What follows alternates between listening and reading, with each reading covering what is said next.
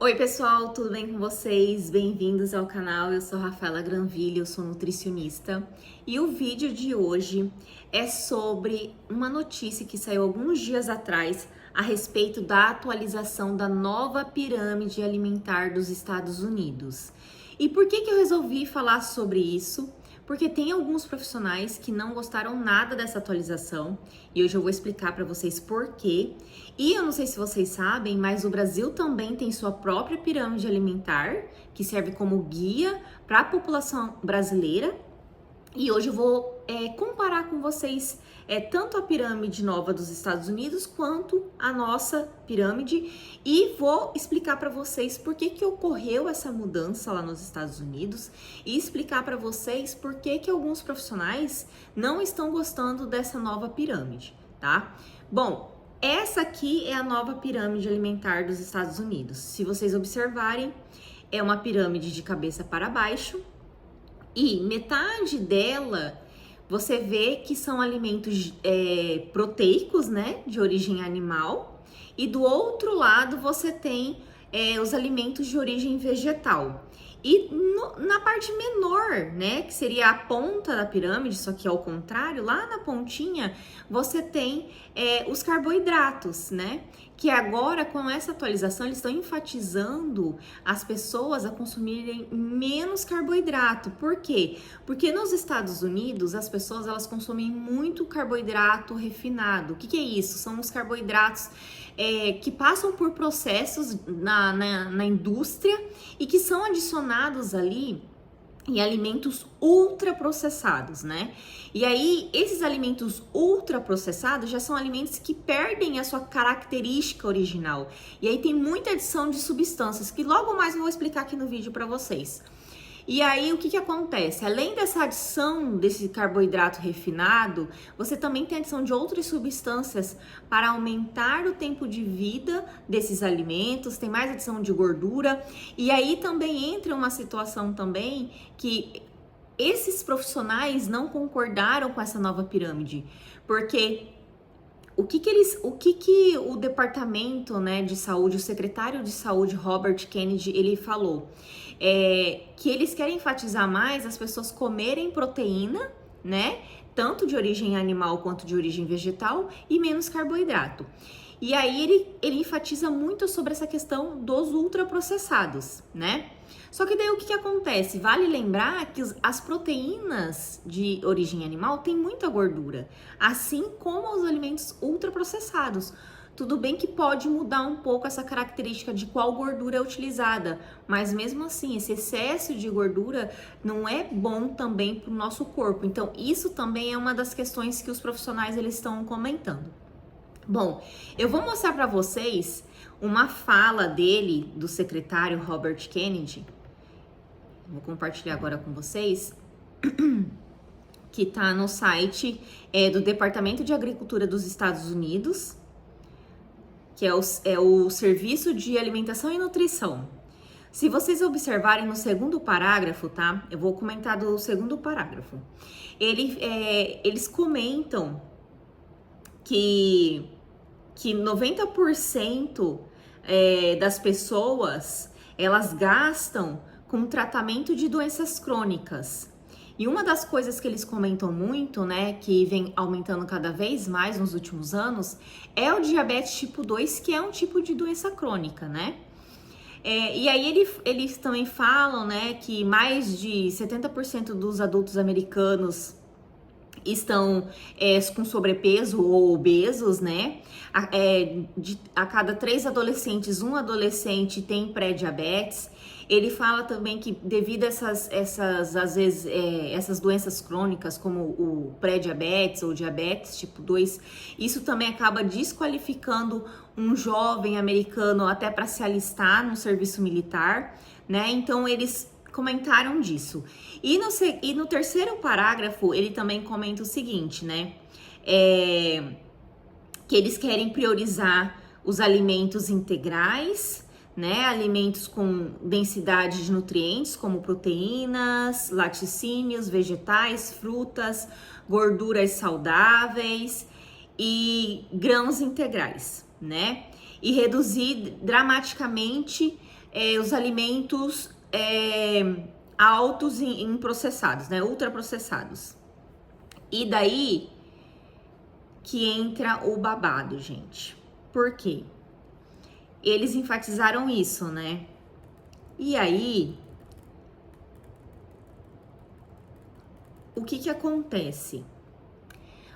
Dentro da recomendação que a gente tem de proteína diária e por quilo de peso, para uma pessoa minimamente ativa, quando a gente calcula, né, uma alimentação, uma dieta para o paciente, é claro que você tem que saber qual que é a atividade desse paciente para você saber exatamente como você vai prescrever essa proteína diária para esse paciente consumir.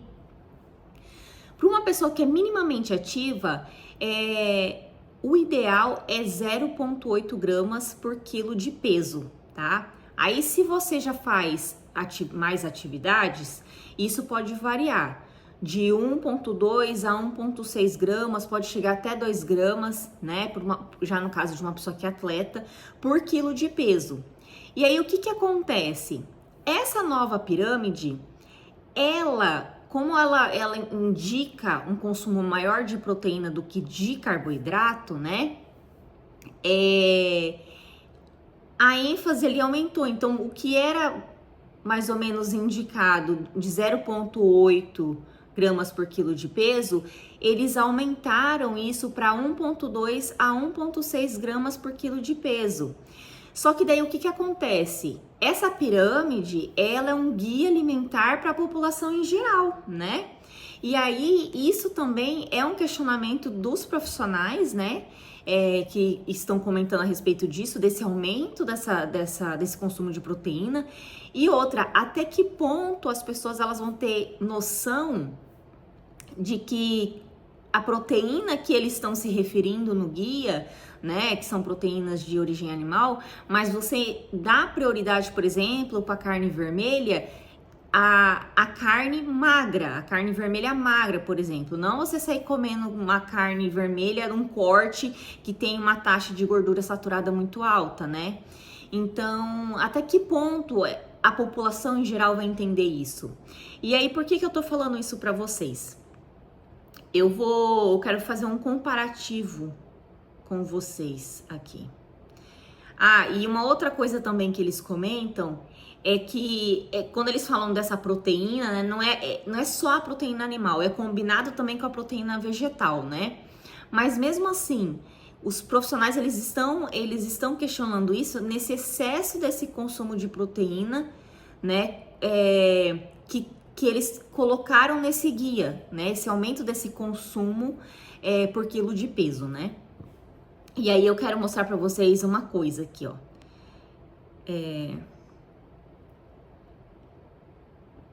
Tá. Essa é a pirâmide, né, dos Estados Unidos. Aí, deixa eu mostrar pra vocês. Isso daqui, calma aí. Essa outra é a antiga pirâmide, quer dizer, não é a antiga pirâmide, né? Seria o penúltimo guia que os Estados Unidos tinha de orientação para como você montar o seu prato, né? Um prato ideal para a população em geral americana, né? Que eles chamavam de My Plate, meu prato, né? Então eles usavam essa figura como referência. Aí agora seria essa pirâmide de cabeça para baixo. E aí você tem a pirâmide brasileira, né? Que é a nossa pirâmide, né? Se você observar bem, a nossa base da pirâmide, ela é você consumir uma quantidade maior de carboidratos, né? E aí, gente, tem uma questão. Quando a gente fala de consumir mais esse carboidrato, não quer dizer que a gente tá falando para você que é ultraprocessado aí. Se você olhar a parte de ultraprocessado, tá na ponta da pirâmide, né? É claro que os alimentos processados em grande quantidade, as opções, né, vamos dizer assim, de produtos ultraprocessados realmente tem muito carboidrato na sua composição, né? Mas isso não quer dizer que esses produtos estão aí na base da nossa pirâmide alimentar, né? Que não está. E aí entra essa questão que meio assim contraditório dessa pirâmide dos Estados Unidos, né? Que eles enfatizaram ali, o que a gente quer é diminuir os ultraprocessados e tal. Aí o que acontece? Vamos lá. No Brasil, a nossa pirâmide é a base, certo? A base é o carboidrato. E aí, como eu tô explicando para vocês, os alimentos ultraprocessados, eles vão ficar lá em cima, que é para você consumir bem de vez em quando, em pequenas porções, né, que libera. Mas a base não quer dizer que o carboidrato ali são esses carboidratos refinados industrializados, não. São alimentos minimamente processados ou processados, que logo mais eu vou explicar para vocês a diferença de cada um desses termos, tá? E aí o que acontece? Aí a pessoa que é leiga no assunto, ela vai olhar e falar assim, opa, a base da pirâmide alimentar do Brasil é carboidrato? Ah, então eu vou comer pão, vou comer isso, vou comer aquilo e vai comendo. Então, se essa lógica pode acontecer em relação à interpretação da população brasileira em relação à nossa pirâmide, imagina a interpretação do americano em relação a essa nova pirâmide, né? Que eu tô falando da proteína animal. Ele pensa assim, então se eles querem diminuir o ultraprocessado e o mais saudável é comer proteína animal, eu vou comer mais proteína. Só que ele precisa entender novamente que a proteína, por exemplo, da carne vermelha que ele tem que comer é carne vermelha magra, tá? Magra. E aí tem uma coisa interessante que eu quero compartilhar com vocês. Tem uma matéria que eu li no site da USP e eu quero compartilhar. Eu vou até deixar aqui na descrição e no primeiro comentário o link do site para vocês também lerem essa matéria, muito bacana. E é uma matéria que saiu ano passado, então não faz muito tempo, tá? Foi em 2025. A matéria é assim, ó. Proteína não precisa ser protagonista para uma alimentação saudável, tá? Vou pegar alguns pontos que eu achei interessante para compartilhar com vocês, tá? O que eles falam? A Organização Mundial da Saúde, a OMS, considera que 0,8 gramas de proteína por quilo de peso corporal são suficientes para suprir necessidades fisiológicas, que é a necessidade do nosso corpo, tá? O que equivale, ele dá um exemplo, a 180 gramas de peito de frango em um dia para um adulto médio, um adulto normal, tá?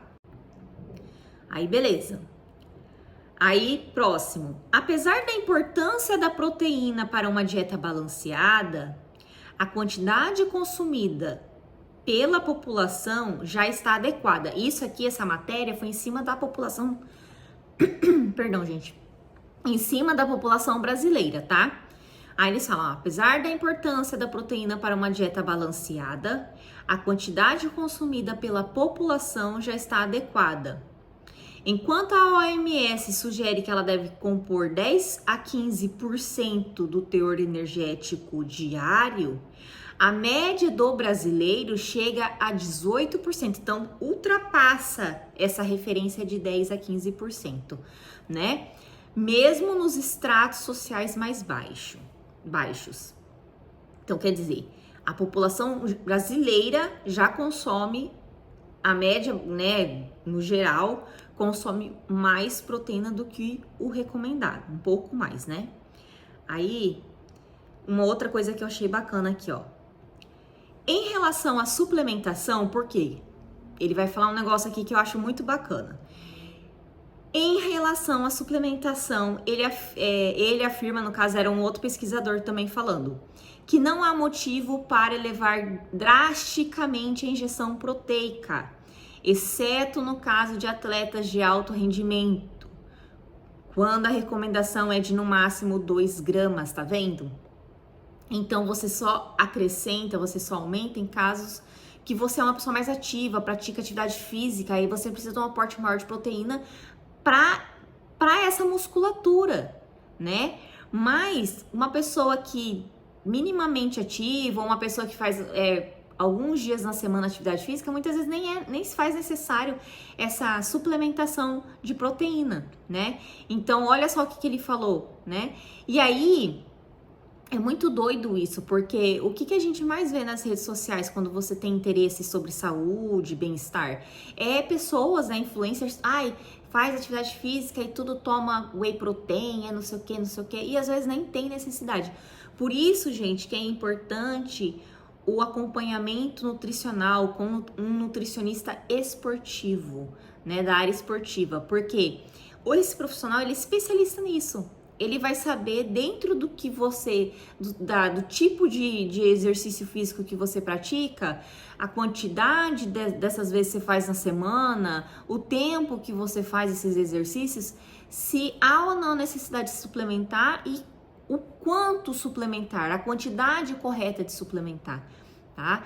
E o que acontece é que, como são os suplementos em geral, eles não precisam de prescrição médica e nem nutricional, as pessoas acabam usando por conta, né? Porque vê um influencer que acompanha e acha que, não, se a pessoa tá usando, eu vou usar porque eu acho que é certo. E às vezes nem tem necessidade, tá? E aí você tá gastando dinheiro à toa.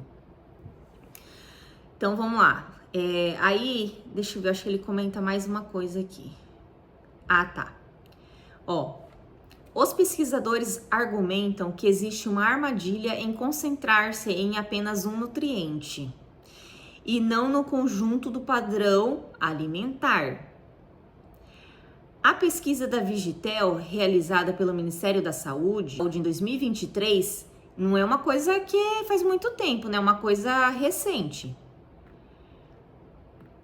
Revelou que 79% dos adultos das capitais brasileiras não alcança a recomendação da OMS para consumo de vegetais, frutas e verduras, que seria em torno de 400 gramas diário. Vocês estão entendendo? Então, o que acontece? Existe um marketing por trás disso hoje no Brasil, falando, vamos consumir proteína, não sei o que lá. E as pessoas não consomem vegetais, não consomem alimentos de origem vegetal, né? E aí, por que eu quis compartilhar essa matéria? Porque daí, você imagina o americano que vê essa nova recomendação, né? Essa nova recomendação, e aí a pessoa, ela muitas vezes não tem noção de que ela pode consumir essa proteína animal, mas é também importante você fazer o consumo de alimentos de origem vegetal, entendeu? É um conjunto, de acordo com os estudos que eles fizeram, né? Aí, vou explicar para vocês qual que é a diferença do alimento in natura, minimamente processado, processado e ultraprocessado, tá? Assim, gente, existem diferenças, né? O alimento in natura, ele já tá falando o nome. Eu vou mostrar para vocês aqui uma foto, uma imagem. Aqui, essa imagem aqui, eu fiz um recorte, eu retirei desse guia alimentar para a população brasileira, tá? É um guia muito bacana, inclusive se vocês quiserem baixar, eu também vou deixar para vocês aqui na descrição desse vídeo ou no primeiro comentário o link desse guia que vocês podem fazer o download e lerem, tá? Tudinho. É bem bacana. Bom, então eles falam assim, que a aquisição de alimentos in natura, né? É limitada a algumas variedades, como frutas, legumes, verduras, raízes, tubérculos e ovos. Que é quando você pegou aquele alimento ali, tipo, ok, você não pegou da árvore a maçã, mas ela não passou por nenhum processo que alterasse a característica dela. Então, esse alimento, ele é in natura, ele é natural, tá? Agora, existem aqueles alimentos, que eu vou mostrar para vocês a imagem aqui. São os alimentos, por exemplo, minimamente processados, tá? Que são esses daqui que eu tô mostrando a foto para vocês. Eu não sei nem porque que tá o ovo aqui na foto, o ovo não deveria estar aqui. Mas o que seria minimamente processados? é quando eles passaram por algum processo mínimo, por exemplo, o arroz. Teve a colheita do arroz, aí você vai comer o arroz branco, ele é polido para chegar naquela coloração branca, né? Ah, o café, a mesma coisa. Ah, teve o grão lá, fez a colheita do grão, passou por um processo que fez a moagem e você vai tomar depois esse café. Então foi um processo mínimo, tá? Disso. Você tem o azeite, você precisou o quê? Fazer uma prensa da azeitona para conseguir aquele óleo. Então, isso é minimamente processado. Ah, quando você faz um suco de fruta, só bateu, misturou com um pouco de água, assim, só bateu. Isso é minimamente processado, tá? Iogurte. O iogurte é natural, aquele que não tem adição de nada, tá? Ele é minimamente processado, tá? É quando muda um pouquinho a coisa nessa característica desses alimentos, tá? Quase nada. Ah, um outro exemplo eu coloquei na foto. Uma mandioca congelada. A mesma coisa, fruta congelada. Ela foi minimamente, ela só foi limpa, descascada, mas foi congelada. Isso é minimamente processado, tá? Próxima imagem, vamos lá. Isso daqui já é processado, tá? Não mudou 100% das características do alimento, mas ele já tá numa forma enlatada, já tem adição ali de açúcar, né? Então, por exemplo, no molho de tomate, tem esse abacaxi em calda, o queijo, né? O atum, que tá enlatado e muitas vezes é misturado ali com óleo. Então, quando tem a adição dessas outras coisas, tá? Isso daí já é um alimento processado. O pão francês eu coloquei aqui, tem um processo, mas também não é algo assim que mudou tanto, não tenha, porque se o pão francês geralmente você tem, são ingredientes básicos para fazer o pão e ele não tem um tempo de validade longa, né? Então, a partir do momento que já coloca a adição de algo para dar um tempo de vida maior, né? Alguma substância, alguma coisa, aí já muda e passa a ser algo ultraprocessado, né? Ou algo que tá pronto para comer. Eu vou mostrar aqui para vocês, tá? Esse aqui ainda ainda tá pouca coisa. Assim, já deu uma mudada, mas ainda tem as características, tá? Do alimento. Só a diferença é que tá ali enlatado, teve adição de alguma coisa a mais. Passou por um processo de pasteurização também, tá?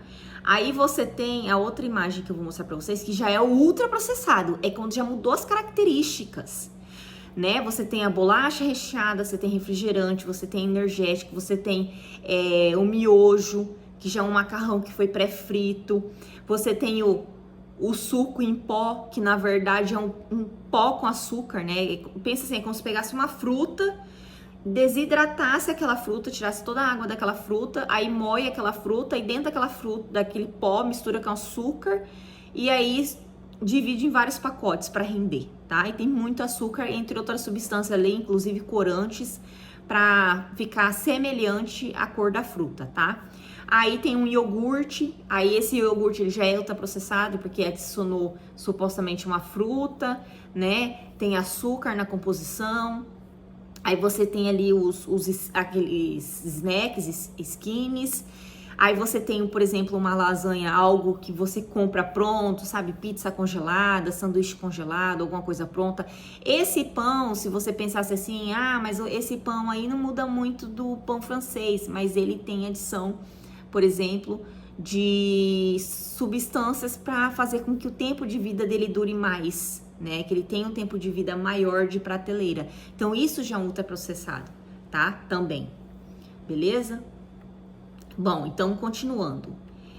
E aí, diante desses fatos, né, que o secretário dos Estados Unidos, né, o secretário de saúde dos Estados Unidos, o Robert Kennedy, ele fala sobre isso, né, desse consumo excessivo de ultraprocessados. Mas é interessante porque nos Estados Unidos, né, gente, o alimento em geral, ele é muito acessível pro americano, né, porque o americano ele tem poder de compra, mas é que o ultraprocessado, ele realmente é muito barato mesmo. E então, e fora as promoções, os combos que eles têm, então realmente esses jovens eles consomem mesmo. Ou porque também, dependendo do que você trabalha nos Estados Unidos, não se tem um hábito como nós brasileiros de sentarmos à mesa, comer, ficar ali, tirar aquela 1 hora pelo menos de almoço. Geralmente é sempre uma comida rápida ou o prazo de break, vamos dizer assim, né, do break deles para eles comerem é muito curto, então tem que ser alguma coisa que seja rápido, né? Então tem tudo isso também, tá? Uma coisa que eu achei legal nesse novo guia, né? Porque também não vamos só falar, criticar, né? Teve algo também que eu achei bacana. Eles falaram da importância de consumir alimentos fermentados que ajudam na saúde intestinal, né? Inclusive tem vários livros de pesquisadores americanos que falam sobre saúde intestinal e eles falam da importância do consumo de alimentos fermentados, né? Então, iogurte, kombucha, repolho, sabe aquele repolho também fermentado. Mas assim, gente, isso tudo aqui é bacana da gente estar discutindo, porque assim, às vezes você pode se perguntar assim, Rafa, mas por que eles resolveram fazer essa mudança da pirâmide, né? Porque de tempos em tempos, isso pode variar, tá? Não tem um padrão, a cada 5 anos, a cada 10 anos, não. Isso depende, pode ficar 10 anos com a mesma recomendação, pode ficar, apesar que lá tá falando que vai ser de 2025 a 2030, né, se não me engano.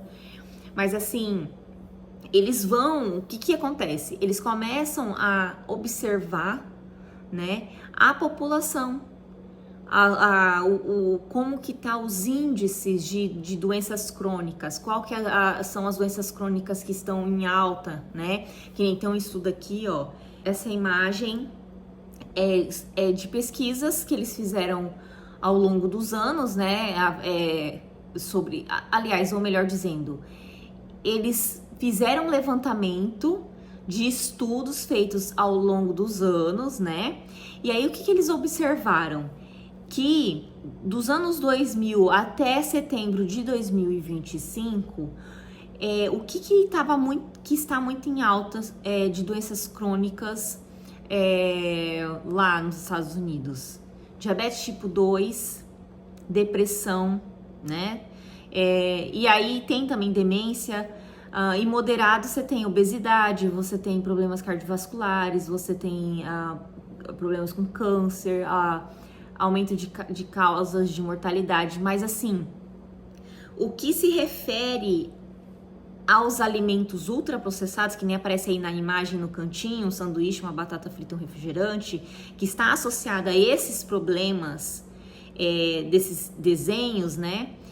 É o caso mais o diabetes tipo 2 e a depressão, né? Que se destaca mais ali, que está correlacionado com esses alimentos, tá?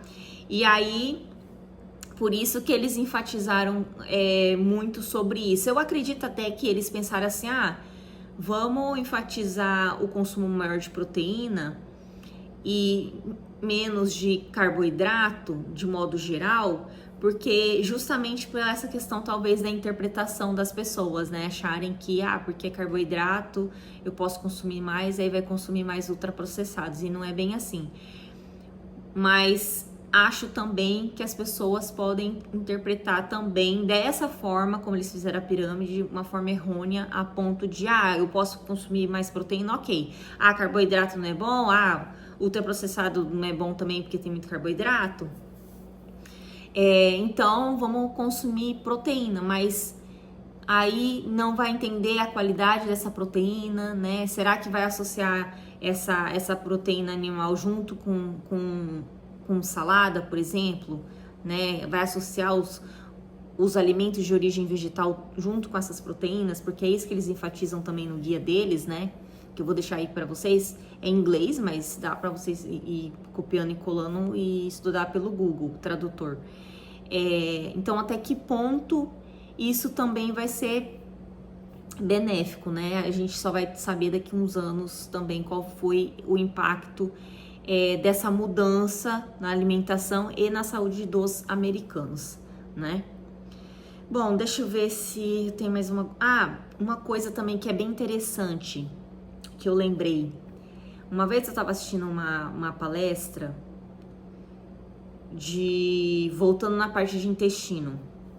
Eu estava assistindo uma palestra de uma nutricionista que trabalhava num laboratório,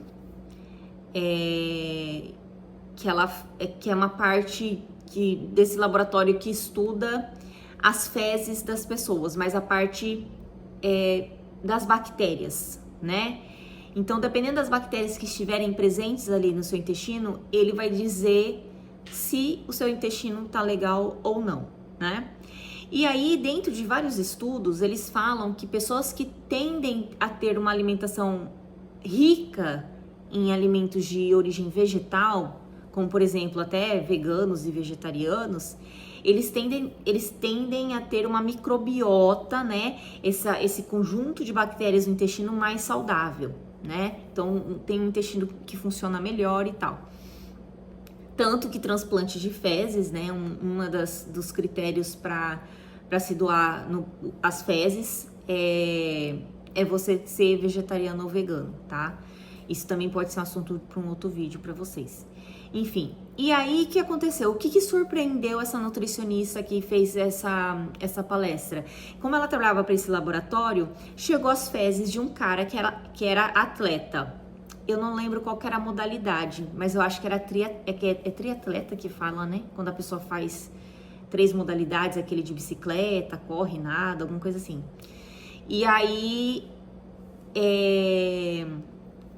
ele foi enviado as fezes dele para o laboratório, e quando o laboratório verificou as fezes dele, era muito parecida com fezes de pessoas que eram vegetarianas e veganas, sendo que ele não é vegetariano nem vegano, e a maior composição da alimentação dele é de proteína, principalmente proteína de origem animal.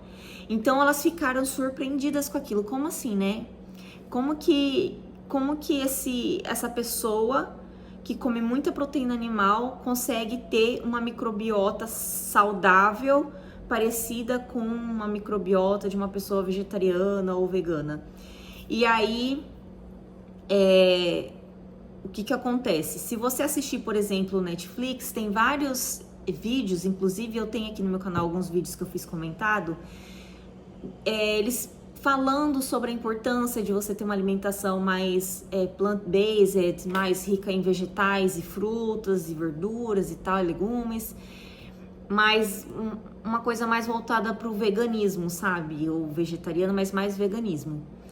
E eles criticam muito essa questão do alto consumo de proteína, porque a proteína animal ela pode causar uma inflamação, principalmente a proteína de carne vermelha, que daí pode estar correlacionado com câncer de cólon, né? Câncer no intestino, enfim.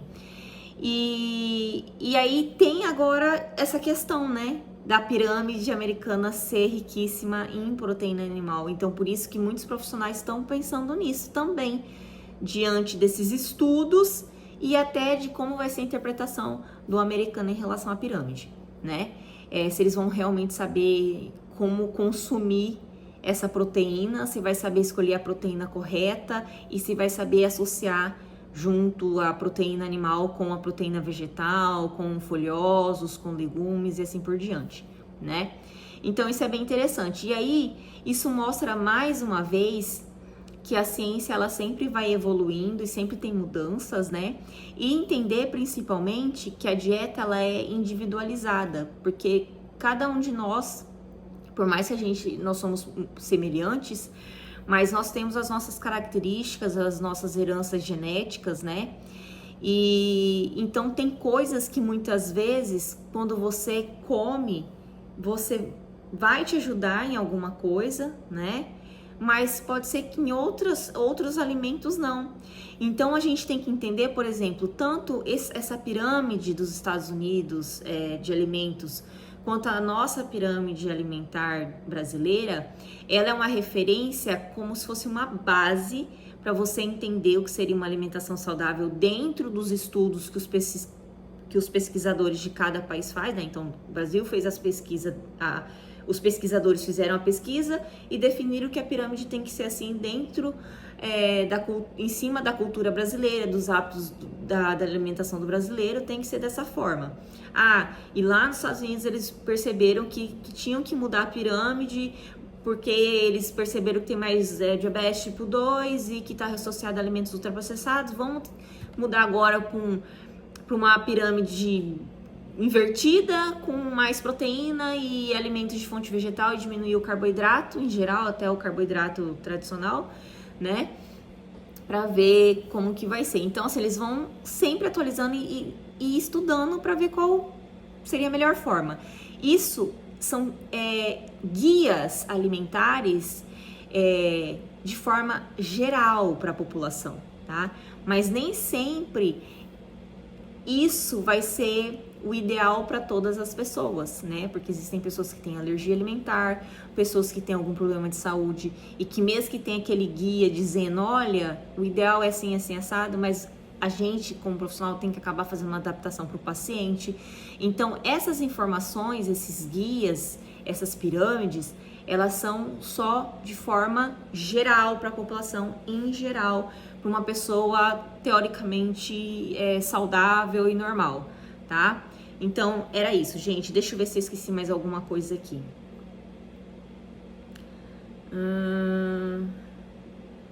É isso. Então, pra gente entender, né, a nossa alimentação, ela tem que caber dentro dos nossos hábitos, da nossa cultura, da nossa parte genética, de como a gente tá também, nossa estrutura física, se a gente faz atividade física, se a gente consome algum medicamento e assim por diante. Bom, eu vou deixar o link para vocês, tanto do site da USP, para vocês darem uma lida no artigo falando sobre isso, né, que a população brasileira consome já uma quantidade de proteína maior do que o ideal, que muitas vezes não tem necessidade de suplementação. Vou deixar para vocês também o guia dos Estados Unidos, da pirâmide, para vocês darem uma olhadinha, tá? E vou deixar também para vocês um material que eu achei bem bacana da evolução da pirâmide alimentar dos Estados Unidos, desde o século passado até os dias atuais. Eu espero que vocês gostem. E é isso, gente. Dúvidas, deixem nos comentários. Beijo e até mais.